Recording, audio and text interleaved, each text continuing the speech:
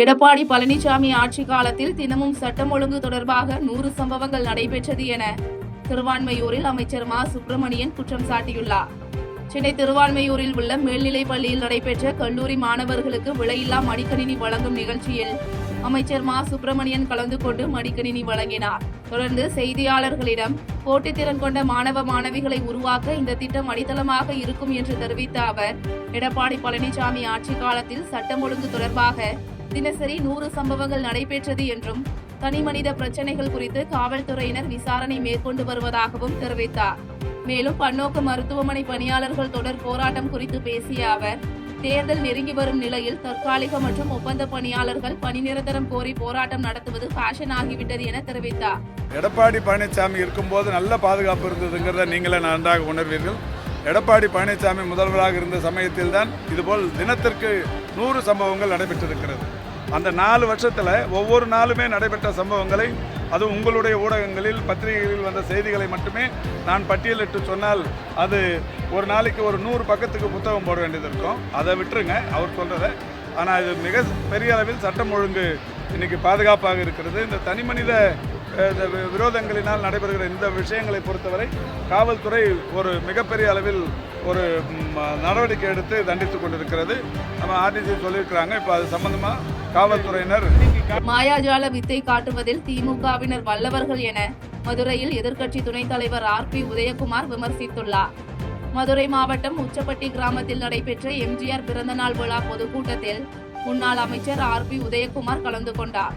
தொடர்ந்து கூட்டத்தில் பேசிய அவர், அம்மாவின் கூற்றுப்படி எடப்பாடி பழனிசாமியின் முயற்சிப்படி வந்த எய்ம்ஸ் மருத்துவமனையை 100 தலைமுறை வந்தாலும் எடப்பாடி பழனிசாமியை தமிழகத்தின் முதலமைச்சராக வந்து திறந்து வைப்பார் என தெரிவித்தார். தொடர்ந்து இந்த 5 ஆண்டுகளில் ஒரு மருத்துவக் கல்லூரி கூட தொடங்கவில்லை என்றும் ஒரு மாவட்டம் கூட பிரிக்கவில்லை என்றும் குற்றம் சாட்டிய அவர், தேர்தல் நேரத்தில் மாயாஜால வித்தைகளை காண்பிப்பார்கள் என்றும் மாயாஜால வித்தை காட்டுவதில் திமுகவினர் வல்லவர்கள் என்றும் விமர்சித்தார். ஒரு சாமானியர், ஒரு விவசாயி, ஒரு பச்சை தமிழர் புரட்சிகள் பல படைத்து 11 மருத்துவக் கல்லூரி, 6 புதிய மாவட்டங்கள், ஒரு மருத்துவக் கல்லூரி கூட தொடங்கலாம். நீங்கள் சிந்தனைகளை வைத்துக் கொள்ளுங்கள். ஒரு மாவட்டம் கூட அவர்கள் பிரிக்கவில்லை. நீங்கள் சிந்தனைகளை வைத்துக் கொள்ள வேண்டும்.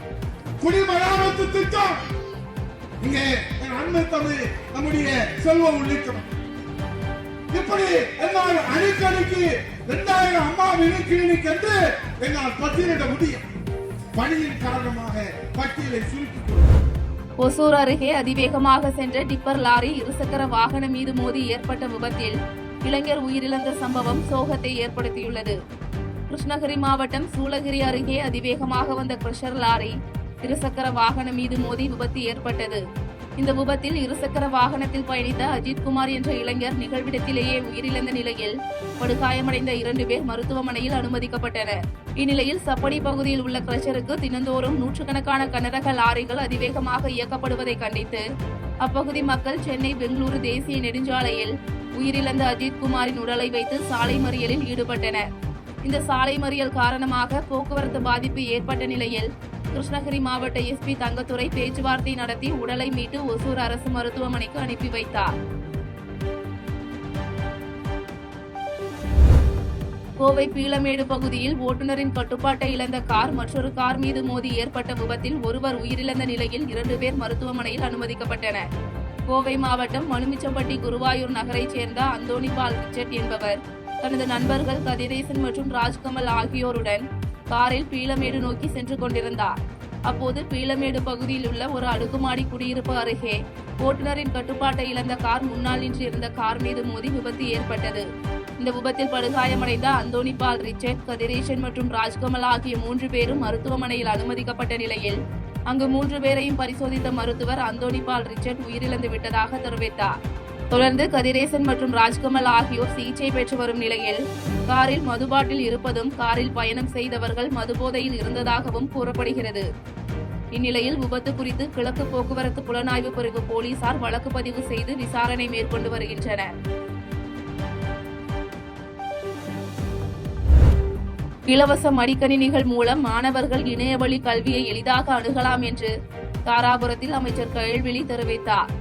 திருப்பூர் மாவட்டம் தாராபுரம் பகுதியில் நடைபெற்ற கல்லூரி மாணவ மாணவிகளுக்கு விலையில்லா மடிக்கணினி வழங்கும் நிகழ்ச்சியில் மனிதவள மேலாண்மை துறை அமைச்சர் கயல்விழி கலந்து கொண்டு மடிக்கணினி வழங்கினார். தொடர்ந்து நடைபெற்ற நிகழ்ச்சியில் பேசிய அவர், மாணவர்களின் கல்வி முன்னேற்றமே தமிழ்நாட்டின் எதிர்கால வளர்ச்சிக்கு அடித்தளமாகும் என்ற தொலைநோக்குடன் முதலமைச்சர் மு.க.ஸ்டாலின் தலைமையிலான அரசு கல்விக்கு முதன்மை அளித்து வருவதாக தெரிவித்தார்.